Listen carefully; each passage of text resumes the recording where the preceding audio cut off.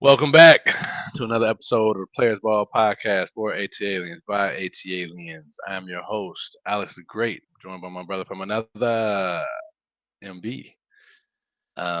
We're back. We're not because of anything that the Falcons did. We're in better spirits than the last time we recorded. Congratulations. We'll keep that private. Well, congratulations to both of us, saying big dogs in the market. Um, and one way or another, we want to ask y'all because the last time I asked, I don't think I got a very good response. Please like and subscribe. The views are up, man. We feel good about that, but we got to tap into that fan base, man. We got to tap into that algorithm, and we need y'all to like and subscribe in order to do that.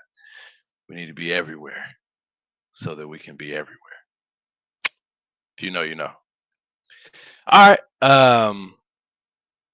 How you feeling this week, man? How's your spirit with the Atlanta sports, Atlanta sports, man? You know, it's been a weird season. Football season, basketball season just started. High school basketball is kicking off, I think, this weekend. College hoops just started. So there's a lot to look forward to, but there's a lot also that we're just in the midst of that hasn't gone according to plan, right? We talked ad nauseum about the Falcons last week and kind of where their season is. The dogs feeling, you know, decent. We're not as dominant as we were for a few years, but we're still getting W's, so can't complain there. Um, Baseball's over, soccer's over. Really all we have left is the remaining of the Falcon season and then basketball season. Uh, so far the dogs have been dominant on the floor, but they haven't really played much of anyone. They're playing UMES, MD Eastern Shore, whatever college that is. What? Yeah. They have 4 minutes remaining in the second half, and the score is 79-29. Dang. So yeah, man, I'm 29? yeah, 79-29, 50 points. Oh man, that's wild, dog. Um, but yeah, no. So like overall, I'd say I'm fair in the middling to quote some of the locals. I had never heard that term before. Had you? No. Mm. What's the Midland? I think I understand it, right? Yeah, You're better than average, but not at your best, yeah. You're just kind of in the middle. mid. Yeah. Yeah. One team that you did mention was Georgia Tech. So the Rambling Wreck did fall to unranked NC State. I didn't catch any college football this weekend, so it looked like the Georgia game was closer than. Well, I guess they thought that was going to be a close game. No, the spread was more than that. I heard them talking about that on the radio. Georgia Tech, though, they talked ad nauseum about how NC State had some players, right? They just had been unfortunate more than anything. Um, and Georgia Tech has now lost. The window for them to get into the playoff, I believe, is still open as long as they can, win the SEC title or not SEC, ACC title. Is that what you understand as well? I think it's not necessarily just predicated on the ACC title. Certainly, that would, you know, accelerate their chances. But I think as long as they don't lose more than 2 games, they'll be in the conversation. I Mm. think the biggest question will be what other teams are, either undefeated, have one loss, or have two losses, and what do their strength of schedules look like comparatively. Uh, but I think that's kind of where we are in the state of college football. As long as you're two or under losses and you're in one of the major four conferences, that you'll be in the discussion, right? There's 12 teams that will make it. That doesn't seem like a lot of teams. Like if you're ranked 16th or whatever they are now, you're out. You're on the outside looking in, but there are teams that are in that will play each other that will lose, right? Like Yeah. they're in a solid position. If you're sitting at, you know, if you're in the top 25 today, you have a shot at making top 12. Yeah. Where does UGA sit on the? I saw the top three. I didn't see who was four. They only talked about the top three as far as the college football playoff ranking. 4 is currently Bama, I believe, and Georgia is 5th. If everything Right ended outside. today, Georgia, Texas A&M, Alabama, and one other SEC team would make it. Texas Tech No, or yeah. wrong conference. Oh, Texas is SEC. That's so dumb. Texas A&M. You said them. Yeah, A&M, Alabama, Georgia, Alabama, Ole Georgia, Miss. Ole Miss. I Yeah. wasn't sure if it was them or not. But yeah. So, Georgia Tech, I was kind of surprised to see they lost. I think, that is a rivalry game for them. Um, Rivalry games are tough. I don't know where that game was played. If it was It was in North Carolina. so going on the road in a rivalry game is tough. Georgia played at a neutral site. That's what they call it. But it's a split stadium, 50-50. But if you're really comparing the geography, right, like you're an hour or two away from Gainesville versus like 4 or 5. 5 hours away from Athens. So geographically, it's more of a home game for Florida, Mm-hmm. even though it's a neutral site and the stadium split. Um, Florida is a better team than their record. That's why they fired their head coach. I Yeah. didn't feel great going into that game. They had a very strong defense that's played very well all year long. They did beat a Texas team that is, still highly ranked. They haven't been as good as people thought they would be because largely their offense hasn't been consistent, right? Arch Manning has not been the Heisman candidate that everyone expected him to be, but their Mm-hmm. defense is still very good. They're going to be in every game because their defense. They beat the snot out of Oklahoma, which Oklahoma's another very highly ranked SEC team. So I think there is a tendency to look at the rankings and look at records and just assume how good a team is, and I don't think you can do that in college football. Not in the college football that we live in today, where you have the transfer portal and NIL, and the talent is more spread. Like you go back 5 years, 6 years, the dominance of Georgia, Alabama, LSU, Ohio State, like those teams were so far ahead of the rest that it wasn't even funny, right? Now the games are closer. There's more one score victories across the Yeah. country. So I think it's silly. Vegas, you said, had the spread larger than what the 4. final score was. I think Vegas knows where to set an enticing line so that the house Vegas knows wins. ball, bro. Yeah. Vegas knows how to win though, but they know the psychology of the better. And Yeah. it's not necessarily just the outcome of the game, it's where they can entice the money and still Now have the odds in their favor. the bet that I'm talking about though would have covered, and if not for Gunner taking a knee at the one Oh to yeah. close the game out. So it's betting. The betting market is interesting. It's revved up in a major way. I know we didn't have this on our bingo card talking about Chauncey Billups, but goodness gracious, that seems like that's going to be it's spreading. Like there are football players that have kind of been named now, like NFL players. So Yeah, that's going to be dicey, dog. so I had a conversation ironically with my mom about this Monday night. Uh, We should have Sandy on, man. she's very disenfranchised by college sports and Yeah. what they've done to it. Um, but we were specifically talking about the gambling side of it because right off of the back of the Chauncey Billups FBI news, the NCAA came out and said that they were going to change the bylaws so that players and coaches could bet on professional sports.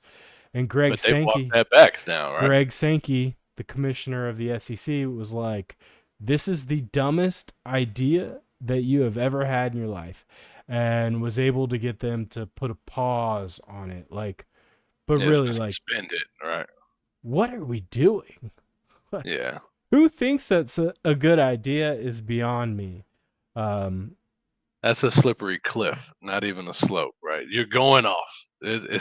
There's no stopping it. The rails will come off of that. It makes no sense to allow college players and coaches to bet on professional sports. you already You want to have gamble that bad, just give up your spot on that team. you already have conspiracy theories and all of this other stuff that, I mean, there have always been conspiracy theories, right? But I feel like the amount of skepticism when it comes to certain calls in a game has reached an all-time high, and I think that's largely due to gambling, right? Like now you have that little thought in the back of your head, well, like, is this because someone's got money on the game? Yeah, and I mean, if you follow the dollar, there are a lot of people making a lot of money doing sports gambling, mostly the house. But if you can put in the fix, you can win a lot of bank gambling on your parlay. If you can determine how many steals you get, if you got it under, yeah, no, that's dicey. That's a dicey area to play in, man. Yeah. So I did want to shout out Haynes King one time, man. I was looking at the stats on that game. This man he was 25 for 35, so great completion percentage, 408 yards, 2 touchdowns through the air. He did throw a pick, but then he rushed the ball 20 times for 103 yards and 2 touchdowns. So he had 500 all-purpose yards and 4 touchdowns on mm. the game. Goodness, great. In a losing effort, that sucks, man. It's sad because you don't really hear Gunnar Stockton or Haynes King in any kind of Heisman talk.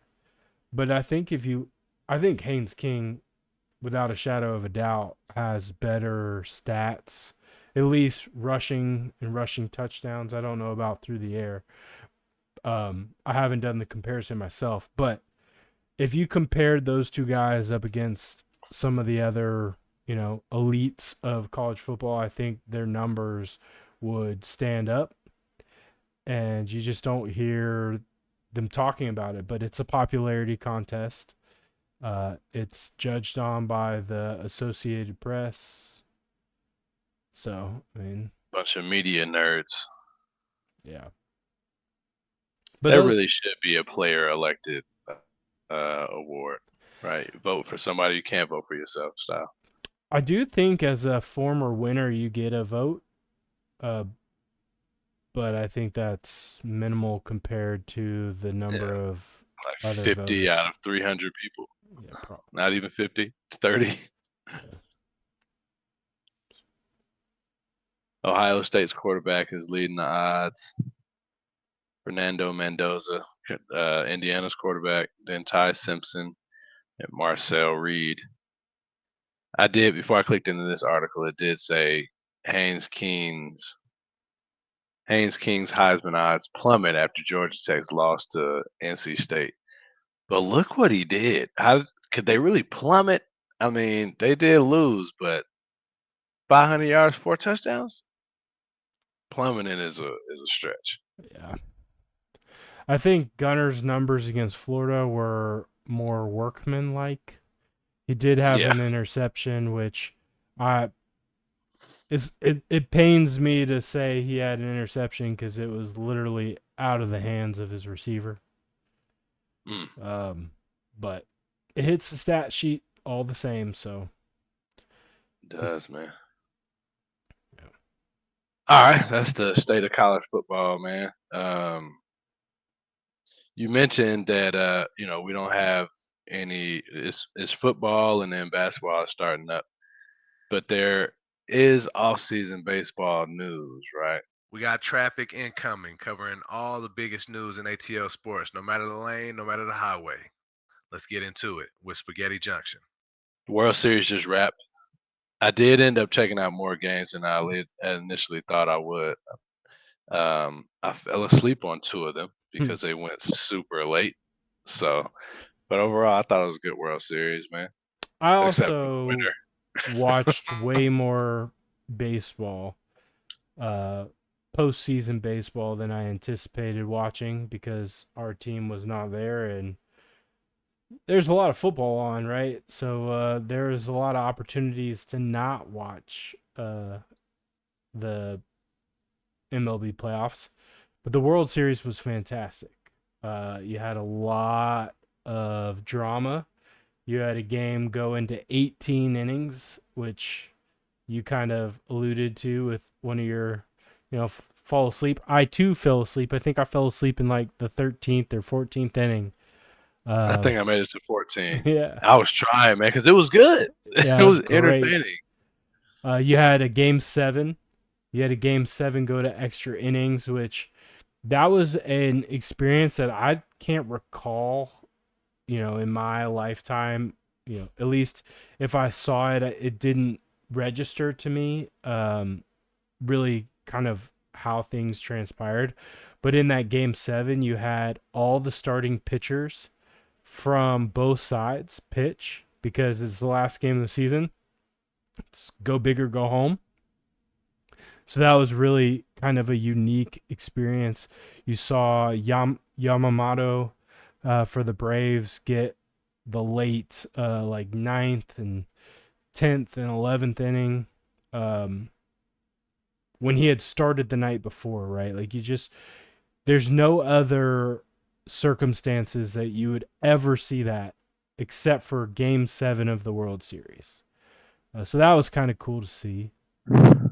Uh, Eh, Do you feel taunted at all by the MLB, man?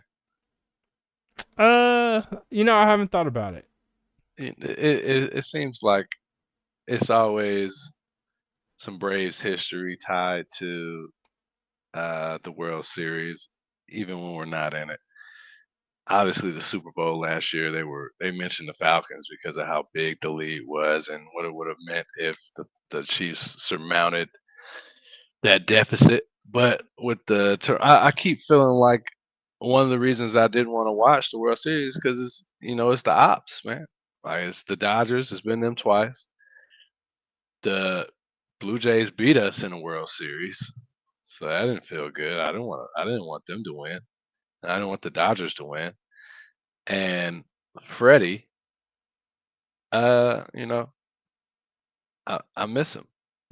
I miss Freddie, and I don't like saying that because he is the enemy. But watching him play baseball, I'm like, man, why you do this to me, Freddie? you know, Tough uh, place to be in, man.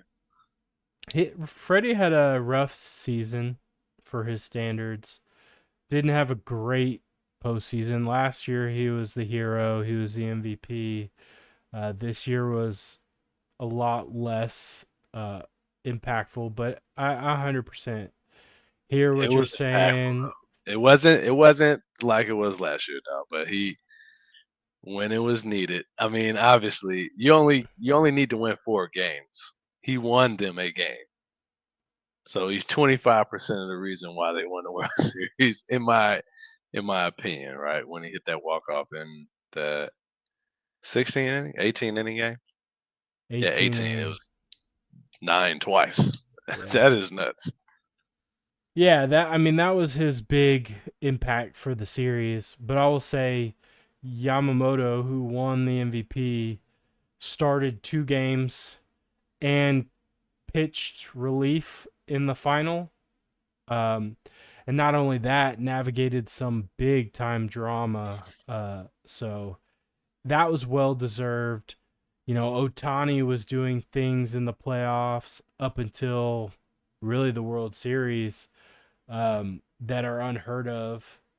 So yes, you know, Freddie made a splash. He's always going to make a splash, but to his standard, it was less about him and more about the guys around him why the Dodgers won this year. Yeah. I would say that I would probably attribute, his locker room presence, dugout presence as being a big piece of that as well. Even when he's not batting 350 on the series, him being around, he's just a steady presence that I still don't know who that is for the Braves. I don't think we have it, to be honest, and I think that was an unanticipated um, aspect of the loss of Freddie to the Dodgers. Consequence, I would say, Yeah. with AA, because that's, who ultimately made the decision. There's a really good interview that was done after the game, after Game 7, and I don't know who was conducting the interview, but they're sitting down at like the commentary, table, and it's Magic Johnson and it's Freddie, and Magic is just singing the praises of Freddie, but specifically about the type of person he is and what he means inside the clubhouse. Yeah. And what he is, what he did by joining the team, and like what his presence has done inside the clubhouse. It's really endearing, if you're a Freddie fan like I am. But it's also, to your original point, saddening because we no longer get that here in Atlanta. Yeah. But I saw a stat, I guess it came out today, that Game 7 of the World Series had the most viewership that a Game 7 has had, or a World Series game has had, in 35 years. Over 50 million viewers. I wonder where that tailed off. Like what inning, it peaked at. Because I'm sure we weren't the only ones to fall asleep, right? That second game, you stayed up that second game, right? You said. Yeah, I stayed up through the end of Game 7. I mean, it's Game 7. This Game 7, man. I was struggling, man. I was struggling. Dozed off, and feel like the news was on when I woke up. So I missed the player presentation, but MVP presentation and all that. Oh no! As soon as or out number 3, I turned the TV off and went to sleep. I'm always curious of who wins the MVP, so I usually will make it through that. But I was curious who was going to get it too, but I was like, I'll read about it tomorrow. yeah. There is actually one more Braves tie to the series.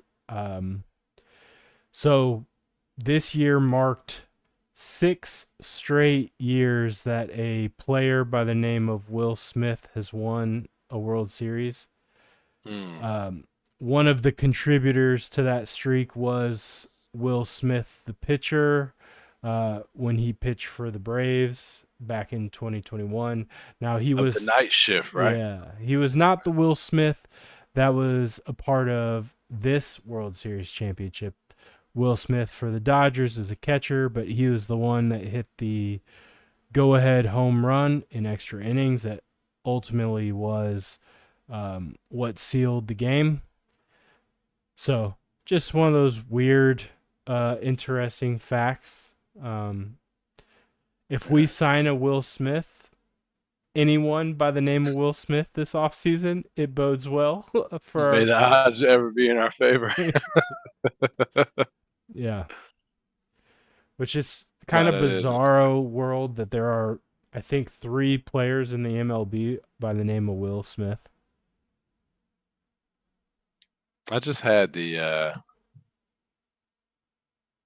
World Series winners up, so it's Dodgers. That one makes sense. 23. I don't know who won that. The Rangers. The Rangers and Will Smith, the pitcher, was on that team. Our Will Smith. Yeah. Oh, okay.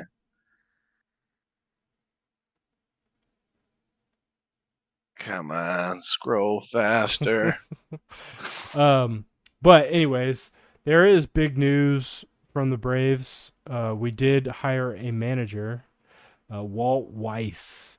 He was an assistant manager. He was the guy who would step up to lead the team when Snit would get ejected. He is a former I didn't know that. Brave. Yeah, he is a Yeah. former Brave. He played shortstop. He was an all-star for the Braves in 1998.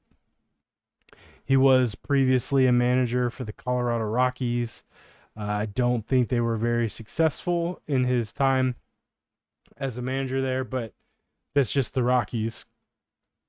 I don't remember a time where they were successful.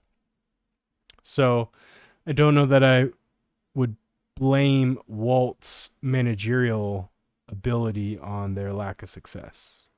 I saw a note on that that said the year before he took over, they were like the second worst team in baseball. Yeah. So obviously they didn't make a whole lot of changes in his tenure. And maybe Colorado's just cursed, man. I can remember Todd Helton from back in the day, first baseman. He was solid, and then literally when the third baseman left there and went to the Cardinals, I'm losing his name right now, but he went to the Cardinals and ended up winning the World Series. So yeah, no, I wouldn't have any. I'm not holding the Colorado Rockies tenure against him. Yeah. Now, some of the fan base or some of the noise about the hire has been that it's uninspiring, right? Just hiring from within. A lot of fans wanted a splash. But I did see and agree with some other comments or, discussions about, Walt being more of the Braves way. And the Braves way has been pretty darn good over the last, 30 years. I think I saw a statistic that since 1991, the Braves have only had 7 losing records.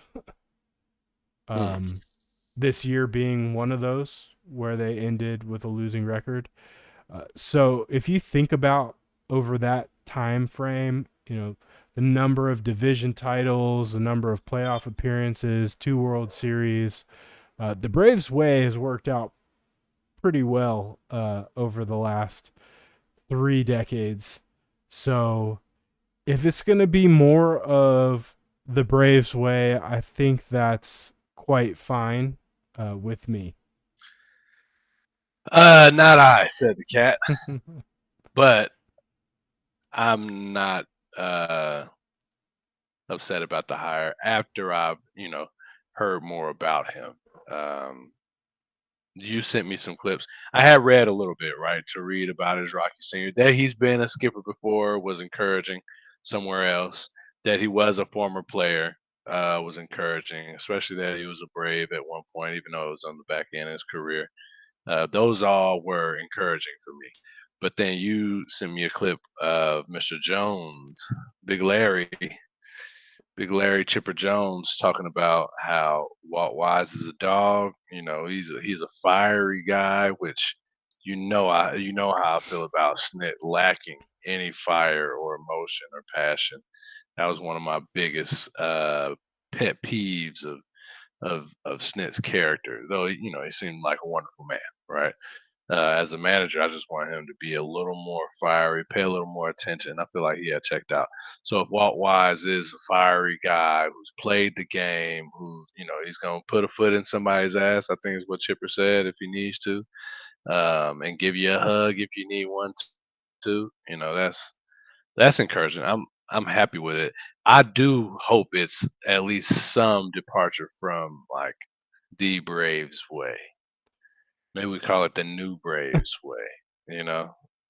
I mean, I think what I was referring to as the Braves way is being a contender, being like a winning franchise, right? This last year was not the Braves way, right? Oh, it definitely wasn't. Um, I thought you were also attributing it to like the manager being, above the fricas. Not gonna get into the mud with the pigs. I don't know if you look back at Bobby Cox as a manager, he was a fiery guy, and I've seen several interviews from Chipper Jones where he talks about how Bobby was in the dugout, in the clubhouse, and wow. And so to take us a little step back, AA was actually talking about this on the radio yesterday, and people just assume that um, Snit was a Bobby guy, that they did things the same way, that Walt Weiss is a Snit guy, they're going to do the things the same way. It's like, if I had an assistant, which he has an assistant GM, it's like if he stepped into this role today, like he is his own person, yes, like we may have a good working relationship. He may have learned some things from me, but like he's still going to do it his way. He's like, I stepped into a GM role after being an assistant, and I was not the same person as the person that came before me. We may have come through influenced, yes, but Heavily. but identical demeanor, thoughts, ideas, opinions. I don't think that this is necessarily a group think type of situation where everyone's ideas are the same, right? Like Walt may have disagreed, but he knew his place in line. And Right. now he will be the authority, right? So I think that there is some credence to, even though he comes from the same lineage of, Bobby and Snit, like he has the ability to tread his own path and be his own guy. And I don't think it's necessarily going to be more of the same. Now, if it ends up being more of the same, you know, if it's the same we got last year, then get him out of here, right? But Get him out. I'm going to at least give him the benefit of the doubt. I'm going to wait and reserve judgment on what type of manager he's going to be till I see it, in action. I was about to say, well, you don't have a choice, but you do have a choice. You can complain.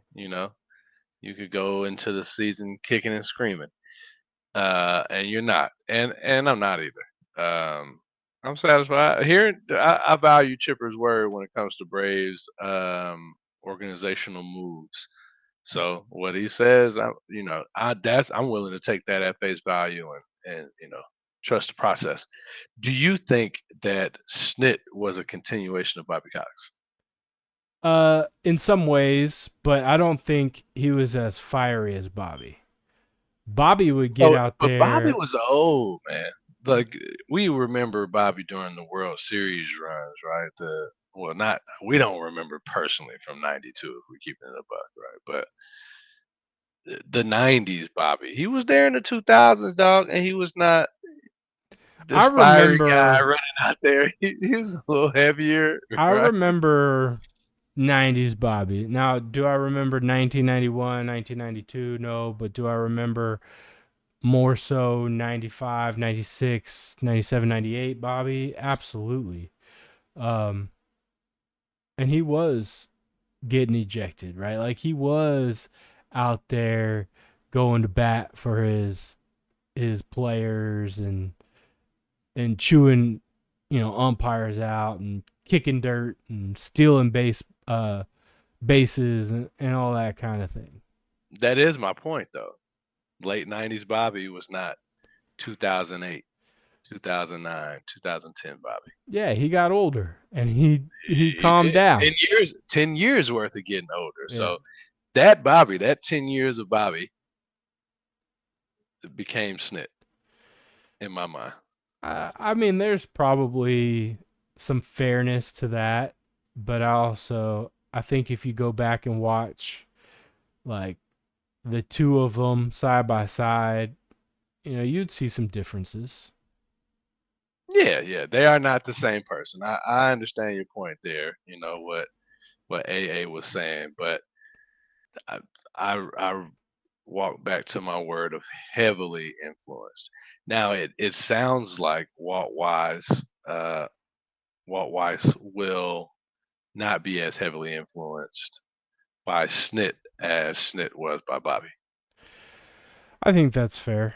Um, we'll And have to wait that's and see. encouraging for Yeah. me because of the way that, the Snit tenure ended. So, The yeah. other the other kind of encouraging thing to me is listening to AA talk about the priorities. Now we got word today that they exercised Chris Sale's option, so he'll be back.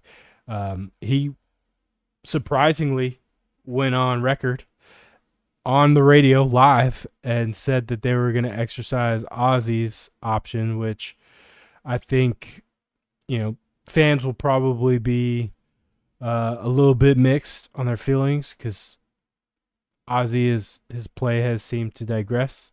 But I do think he is a big locker room piece. I think he's an important piece of keeping Ronnie happy. Those guys are like, you know, You're my best friend. yeah, besties for life. And so that's encouraging. But just hearing him talk about what the priorities are for this offseason, shortstop, um, getting some starting pitching, like closer, like without saying it, he pretty much said Marcel and Rysel are gone. That they're not going to pick up their options. Now, I say gone. They're not going to pick up their options. They could still come back through free agency. But Ha-Sung Kim's gone too, right? so I thought he opted out, but I guess they still have the opportunity to sign him. they still have the opportunity to sign him. That to me signals him believing he could get more money in the free market than he would get, taking his player option. So Yeah. I still think there's a decent chance that he does return. I don't know why I thought Ozzy was like in his early 30s, bro. It's only 28. He could turn it around. I know we were talking about Freddie and how there's not a Freddie in the Braves dugout right now. I think Ozzy's probably the closest thing to it. 100%. You can rely on him to be accountable, to hold others accountable. Yeah. I was just looking at his numbers.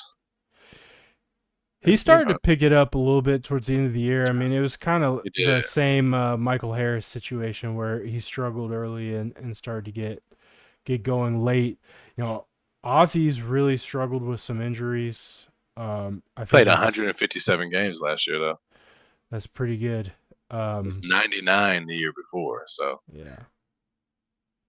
He's had a lot of hand injuries, like broken wrists and fingers and things. But yeah, encouraging things, I think, for the Braves. We're a long ways away from spring. I'm interested to see what they do in the market. I saw another, it wasn't an interview. It was a clip from 680 The Fan. Terry McGurk, the president of baseball operations for Liberty Media / the Braves, came out and said that he expects the Braves to be a top 5 payroll going into next year. So hopefully AA will not be hamstrung and he'll be able to go out and get the guys that we need. And so I am very encouraged about what the Braves' future could hold moving forward.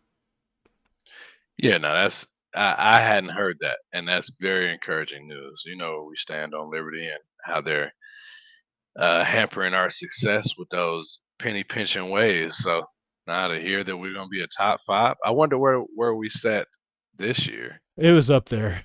It may have been top 5, to be honest. Really? Yeah. Oh well, I take my encouragement back. um, Third, what the? Oh my goodness, were we third? we were third. Yeah. That's because you have all those big long term deals that they signed with Matt Olson and Sean Murphy and Michael Harris and Ozzy, and they re up. Ozzy's numbers are small. They are now.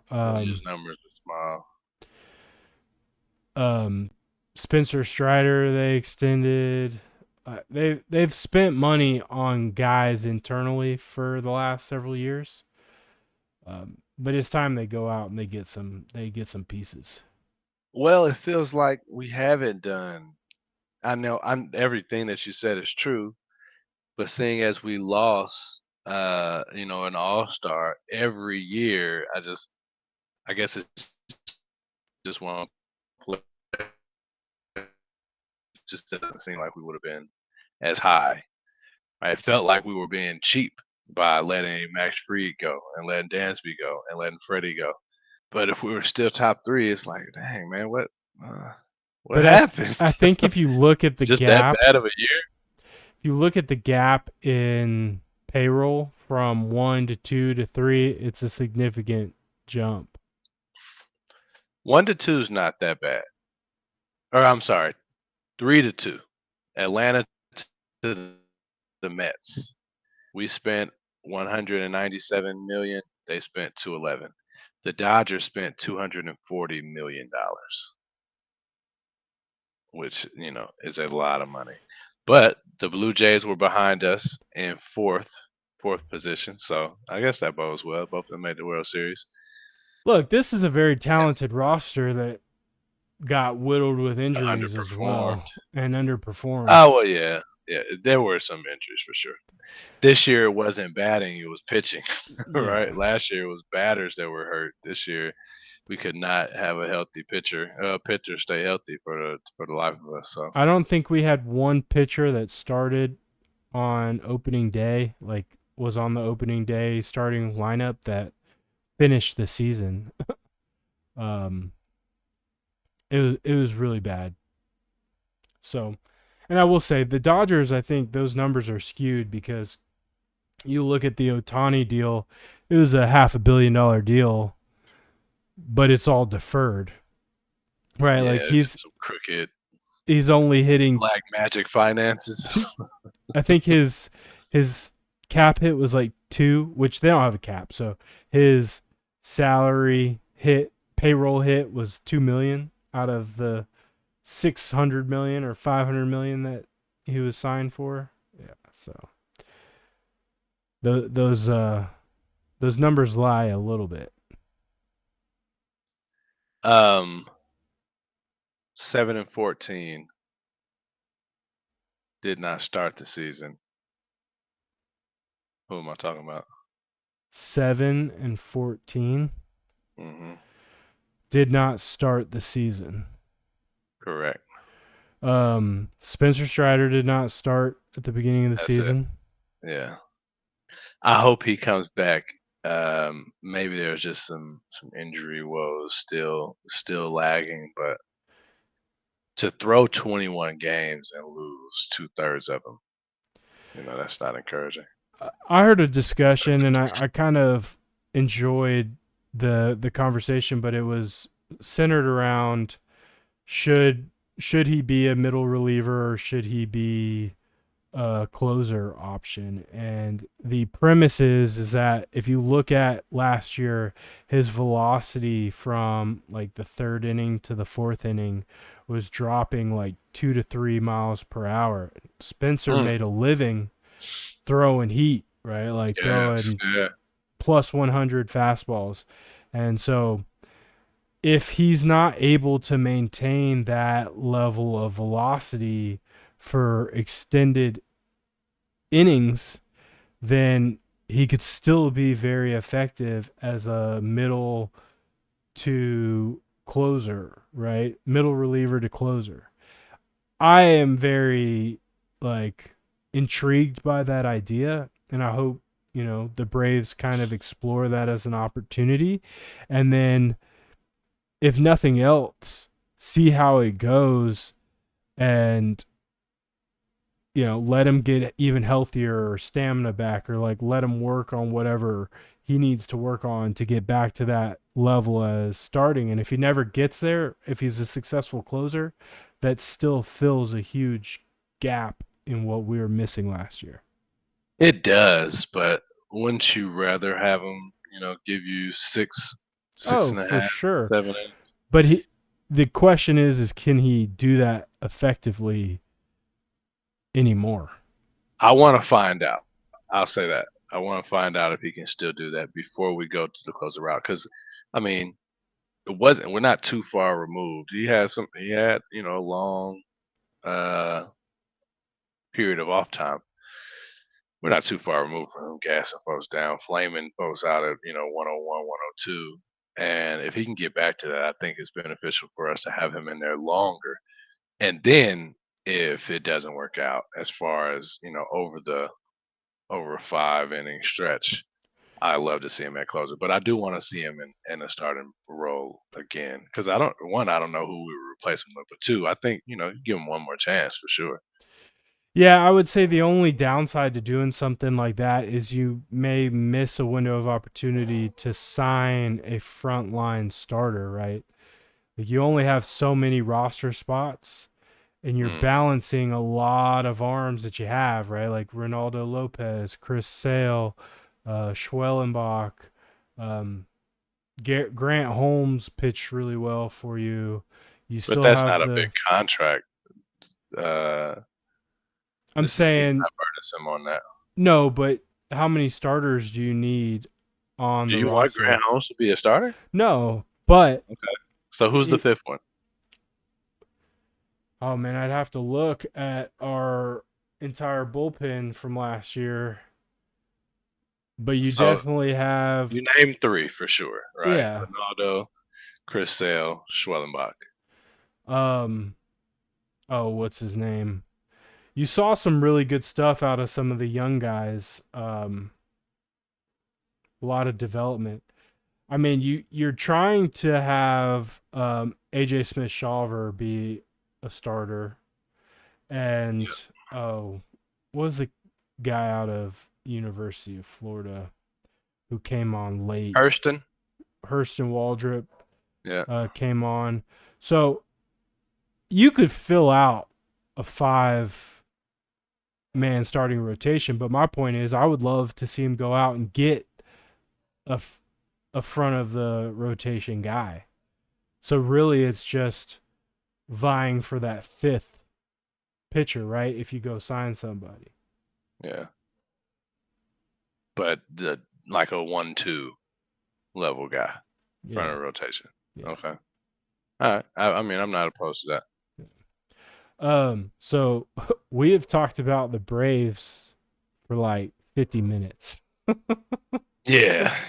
That's good, man. We needed a reprieve from them sorry Falcons, man. I won't get too deep into it, but I told you there was some secret news. Da-na-na, da-na-na. Da-na-na, da-na-na. The return is happening. Do you know what I'm talking about? I know you were saying that it's United, so I have a guess. Is Take it Tata? Tata is returning. Oh snap, man! That's encouraging too. Yeah. So tonight, actually, they said the deal is being finalized for him to take over as the manager for the Five Stripes. So. Well, would you look at that? Yeah, no, that's some good news. Yeah, it's definitely encouraging.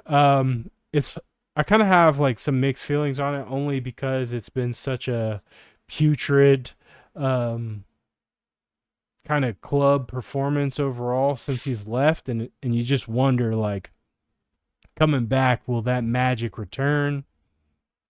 You got to be hopeful, but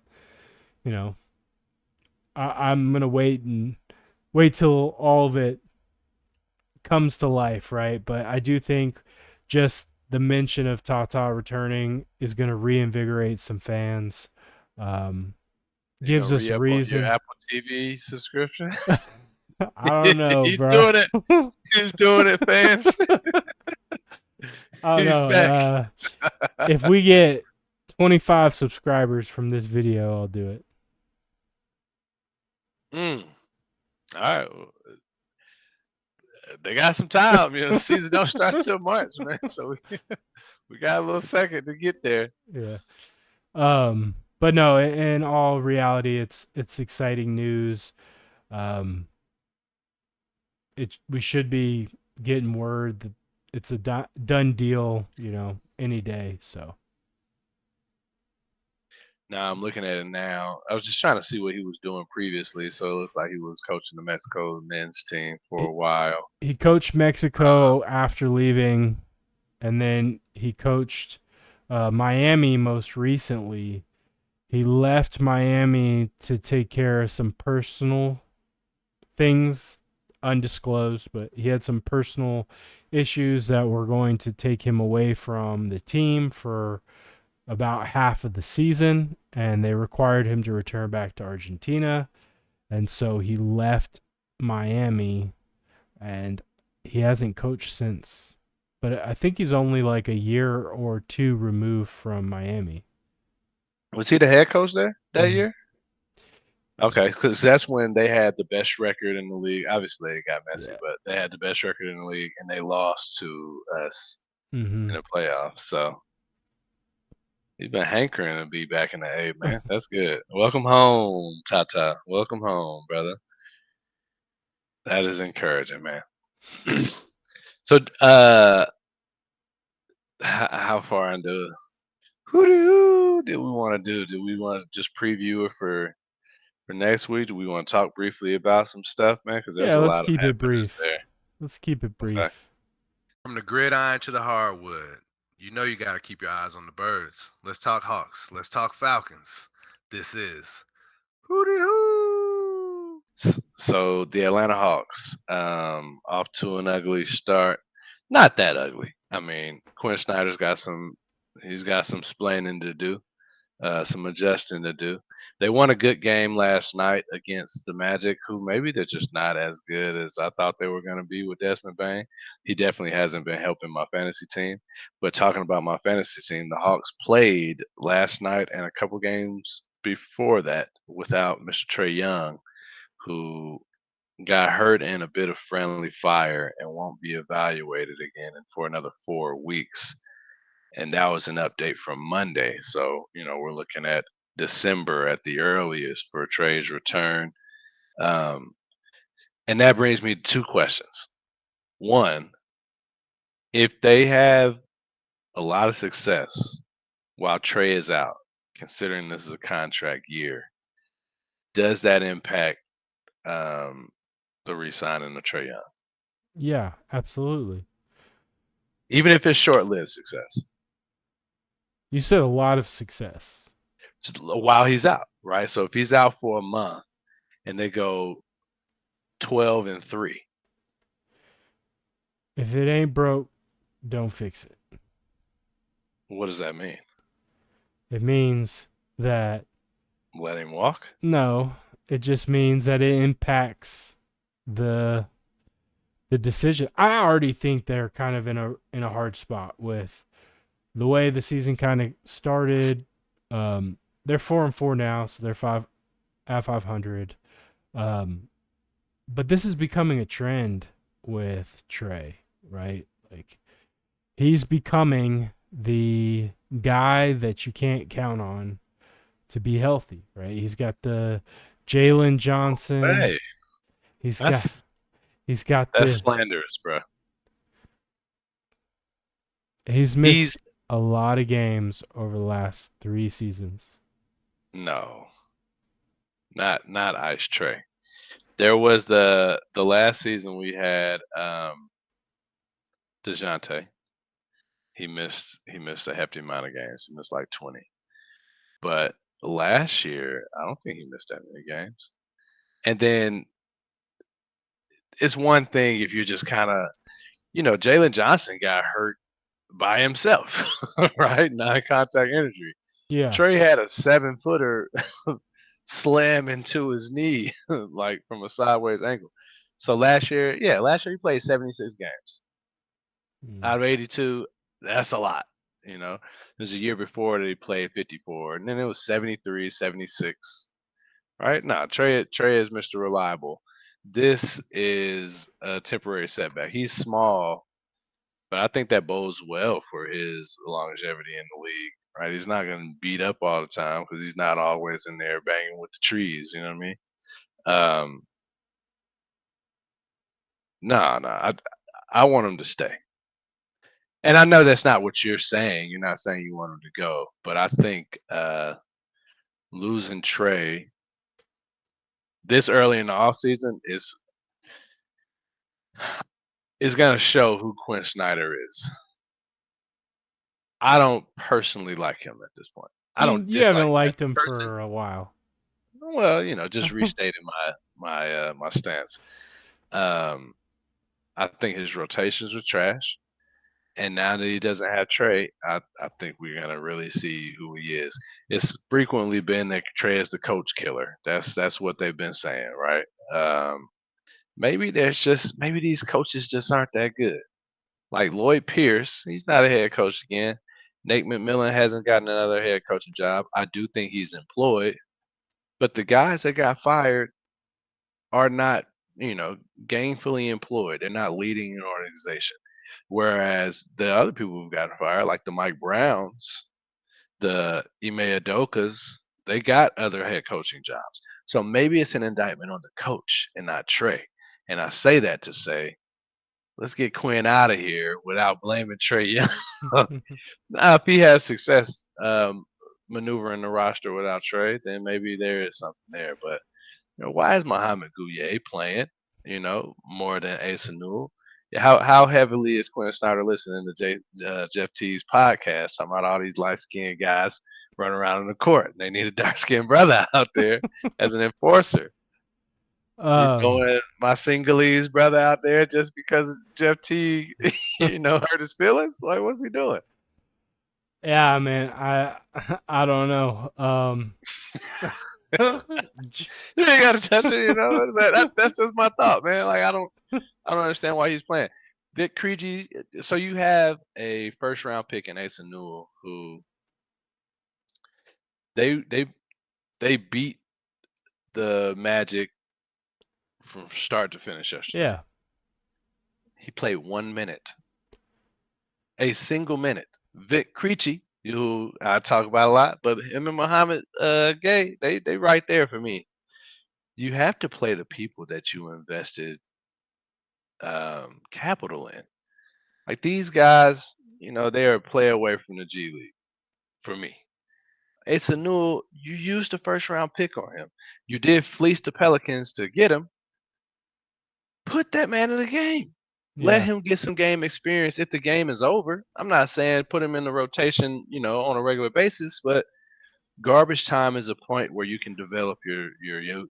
And he's not doing that, man. I don't Well, get if it. you're not going to play him, let him Incredibly play in frustrating. G League, right? Like, let him get some Something. minutes. Yeah. No, I definitely feel your frustration. It's been a thing of this franchise even before Quinn Snyder's time, where we just don't utilize rookies unless your name is Trey Young or DeAndre Hunter. Unless you're a lottery pick, like Yeah. you're just a bench warmer, you're just a body.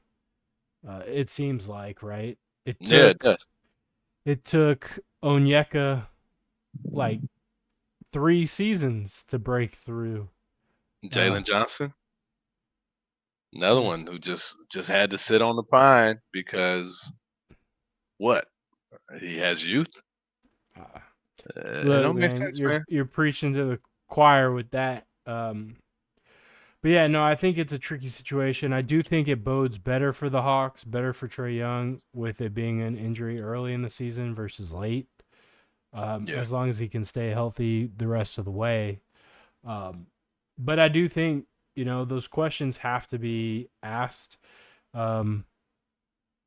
when it comes down to what do you do with them? Do you give them an extension, or do you trade them, or what do you do with Trey? How you feel about it moving forward? It's going to be impacted by how healthy he stays and how much of an impact he has on the team this year. And I don't think it comes down to just a franchise decision, right? I think it will impact what they feel comfortable offering as a contract, and it will come down to Trey whether or not he wants to stay and take whatever deal the Hawks are willing to give him, or if he thinks he can do better elsewhere. If the Hawks aren't willing to pay him max, someone else will.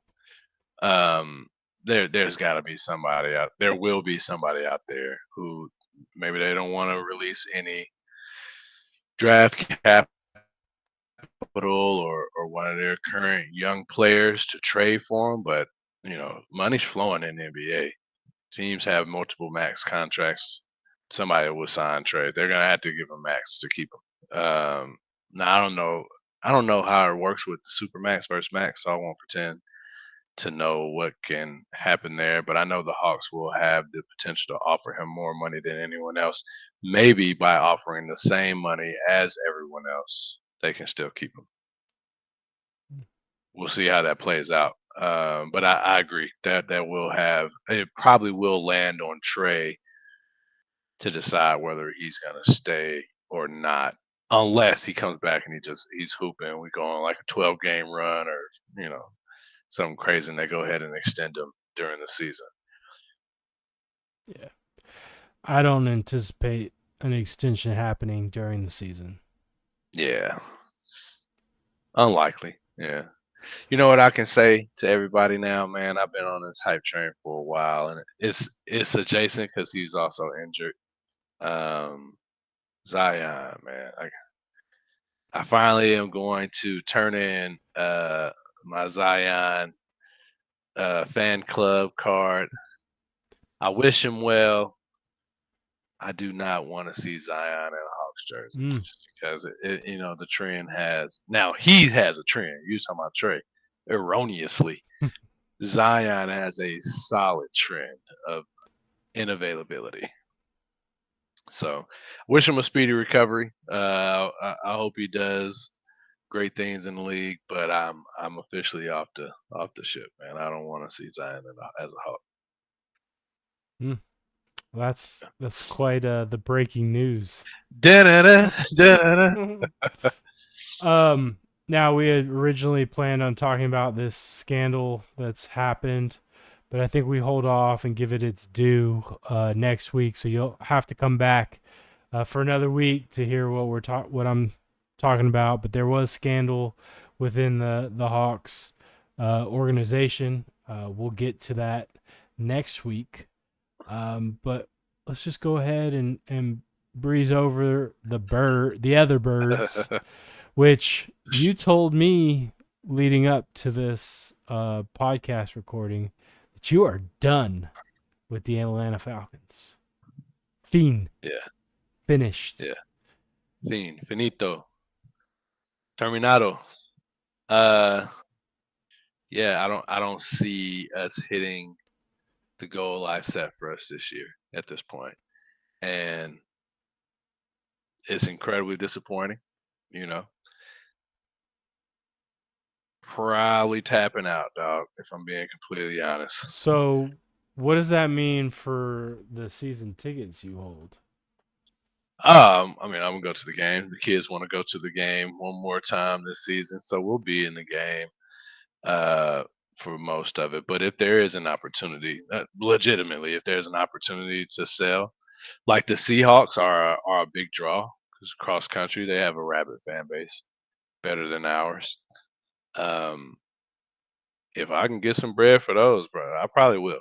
Right? Like I'm at the point where I'm disinterested in going to those games. It's uh, there's not a whole lot of words. I said a lot last week about the Falcons. They don't deserve as many words this week. Um, they lost in the most Falcon way ever. That is in our culture to lose a game like that.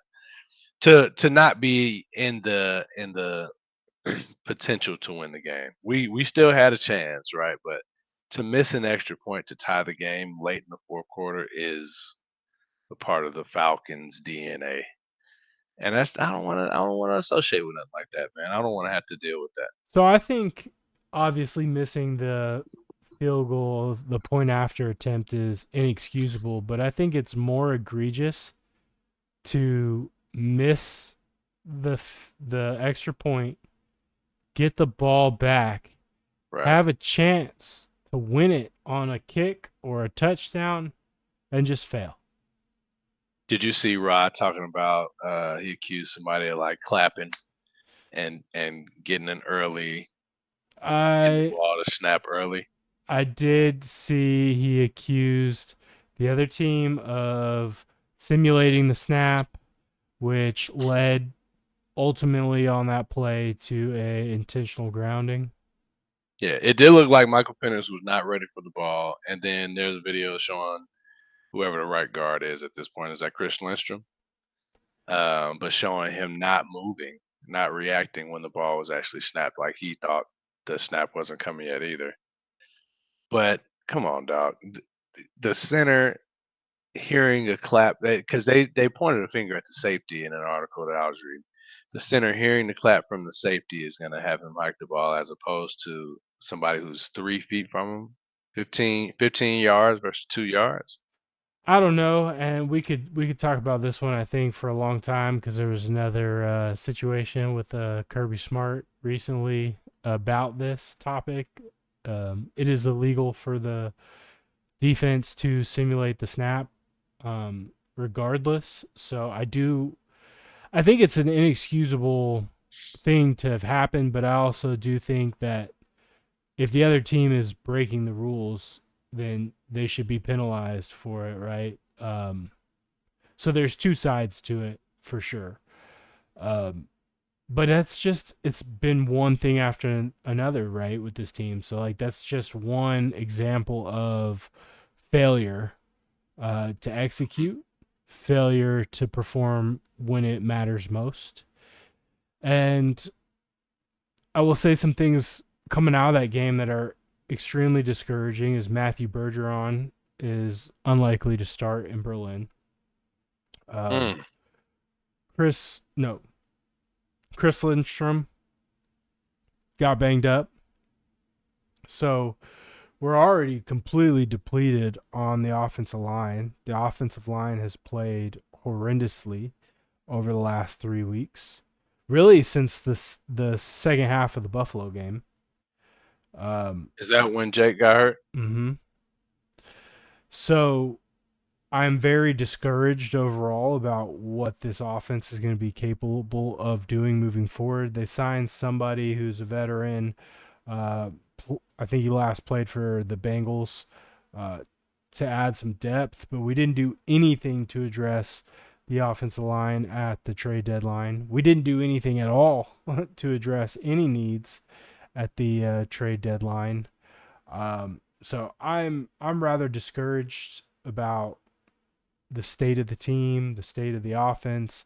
Now I do think the defense did step up on Sunday. They had 6 sacks. You got to see Jalen Walker and James Pierce collaborate on a strip sack fumble recovery. Mm-hmm. James Pierce nearly scored. You did see a play where Javon Walker was very badly mismatched on a wide receiver on New England's opening drive that led to a touchdown. Like on that particular play, we're gonna get Billy Bowman Jr. It looks like back this week. Divine Diablo still on IR, and teams are still abusing JD Bertrand. But all in all, when you look at the defense, I have far less concerns about their future and the way that they're trending versus the offense, which I never would have thought coming into this season, even after spending 2 first-round picks on defensive players. Yeah, no, I can agree agree with that. I definitely would have thought that the offense was going to carry us, and it's been the complete opposite. Like over the last 3 games, Bijan hasn't gotten over 50 yards rushing. Now, some of that I definitely think is coaching. The game, I don't know how many attempts he had this past game. He had 9 the one before. Even if you can't just abandon the run, especially not against the Dolphins, who Got were coming into that game. humiliated on Thursday night. There's a meme of this guy. He's wearing Falcons gear, and it says like finding out who Miami really is, and he's trying to jump off the CNN parking deck. Like I'm gonna do it. I'm gonna do it. It's ridiculous, man. Like you run the ball on them. Bijan had 12 carries for 46 yards. Yeah, see that's and 46 yards. That's almost 4 yards a carry. Right? How many rushes do you have? The whole stat lineup. Like how many did I think I Algier saw have? Algier had 2. Um, yeah. Um, he had. Oh, that's a whole season. I need to see one game. Come on. Uh,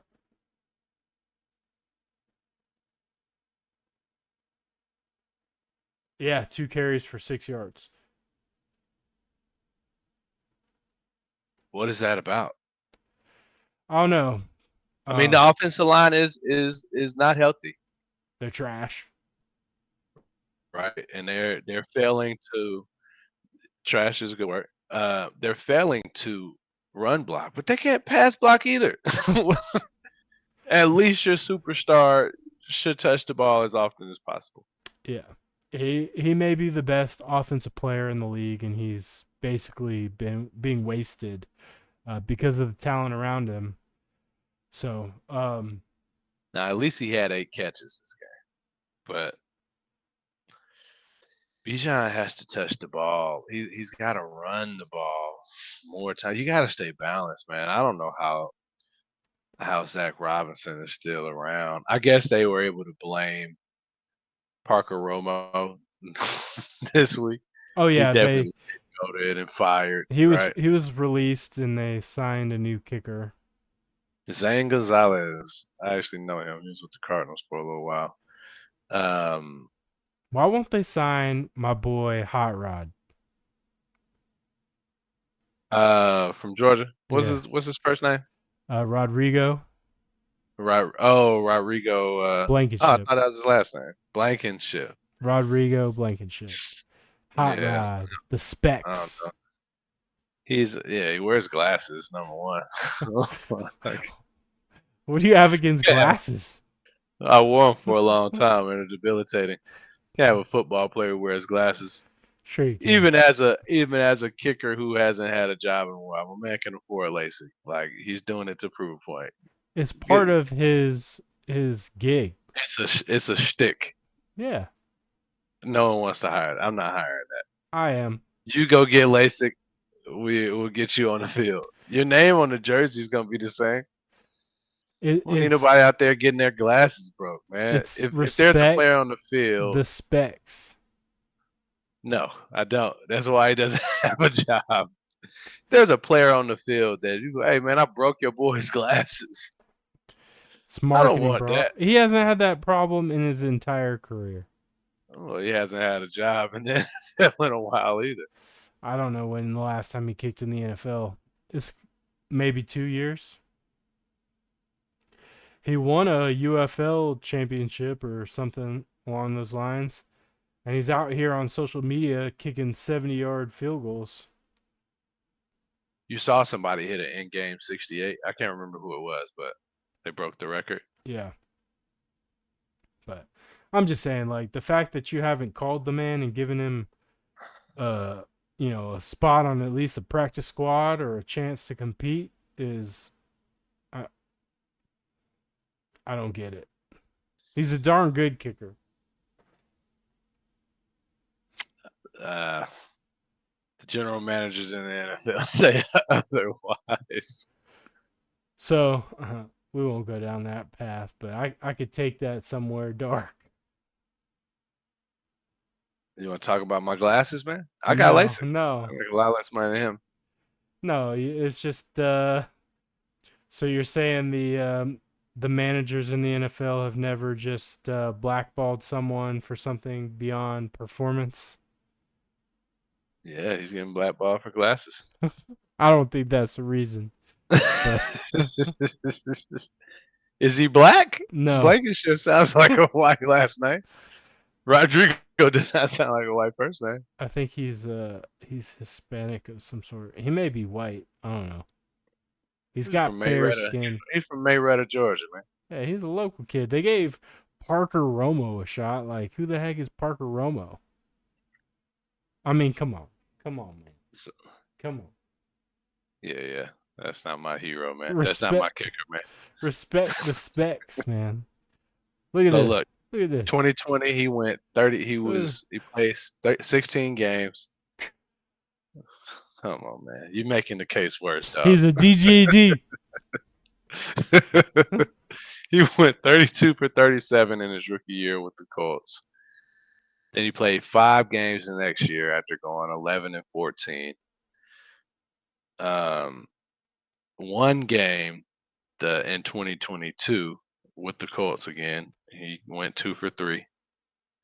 And then he played in 2 games with Arizona in 2022. He has not been on a pro roster since.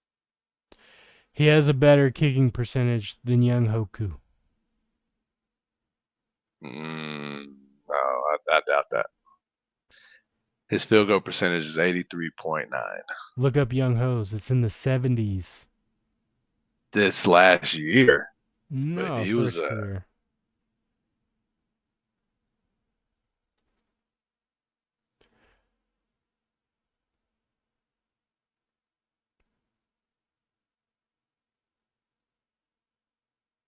Let's see.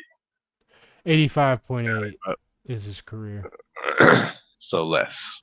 What would you say Hot Rods was? 83.9, I think. They're close. But one's higher than the other, and that was your point. But this doesn't include this year either. That includes just through 2024. No, the 85.8 was, we rounded. 86. It includes his one game with the Falcons. He went 2 for 3. I'm looking at it. What'd you say it was? 85.6? 85.8. Oh, that's what I saw too. That But math 2025, he has a game. Kicked 66% in that. 66.7. Excuse you. Yeah. He was 73% before that, but then 86, 93, 94, 88. What was Parker Romo's career field goal?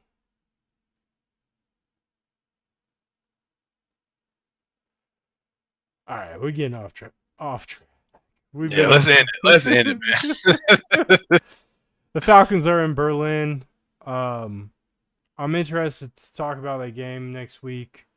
There are a couple things I heard, storylines that I never really thought about until I heard them talked about. But it's going overseas and then just playing in soccer stadium and how different that can be and what the demands can be on some equipment. And specifically, apparently, soccer turf is notoriously slippery. So you got to have the right footwear. So I'm curious watching the game to see if that impacts the game at all. Because if it does, then when Raw and Zach get fired, take the equipment managers with them. It's I heard on the radio, our favorite radio station, that even old Squid Billy was like, if they get blown out in Germany, he thinks they're done. Leave them on the runway. Leave them in Germany. You gotta pay for your own way back. But if they're competitive, he thinks that they'll get another week. But it's gonna be hard to do. Drake London showed his ass in that New England game. He proved to you that he's the number one I think receiver. that's probably the most disappointing thing about that game, which we've talked about in games past. When you look at the stats, you Yeah, got 3 touchdowns out of Drake London. You got 6 sacks. You won the turnover battle, and you still managed to lose. yeah. Um, It was more than just his stats for Drake though. He had some hellified catches. But now he's gonna have big Sauce Gardner guarding him. Like the Colts leveled up at the they trade did. deadline where we did nothing. Yeah. It'll be interesting to say the least. But all said and done, I don't expect to win this game. I don't either. I don't think we've won a game overseas, have we? We got embarrassed by Jacksonville the last time we were out there. Yeah, that was Um, terrible. Let's not talk about it. I know. We got a close buddy who's a Jacksonville fanboy, so that one stings a little bit extra. We are 1-2 internationally. Oh, that's We more. beat the Jets in 2021. Woo! We beat the Jets. Let's go. It might have been good back there. Nah, No, the Jets hasn't been good since what, like Rex 2005. Ryan maybe The the butt fumble. butt fumble. Yeah, Mark Sanchez. Yeah, and they were. I mean, that was just an anomaly, right? I had some good pieces. Darrell Revis. We ended up getting John Abraham from them. But they only had like maybe 2 good years, right? Like, Oh yeah. No, it wasn't sustained by yeah, any no. means, but But yeah, I mean, leave them in Germany, fire them at all. I'm ready to hit the reset button because it isn't working. you know where I stand. I don't. It kind of frees me up, right? I got a class, an introduction to victory class to start serving again. So give more time back to God. Hey, there you go. The Falcons be damned, man. All right. Well, um, we appreciate everyone sticking with us for an hour and a half. Definitely didn't expect to talk so much baseball, but at least it's positive news where, the birds are the birds. They're burdened. They're burdened Yeah, real burden. hard. But we appreciate y'all sticking around. Like, subscribe, smash that notification bell, comment. And we'll see you on the next one. Don't forget, we got some stuff to talk about regarding some scandals in the NBA, specifically with the Atlanta Hawks. So if you're interested in hearing that conversation, come check us out next week.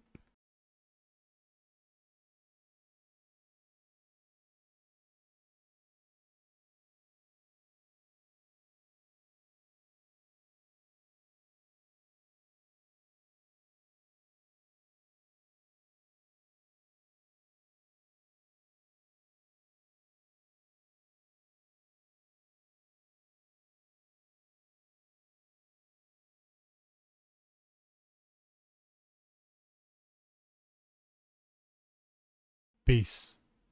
Peace.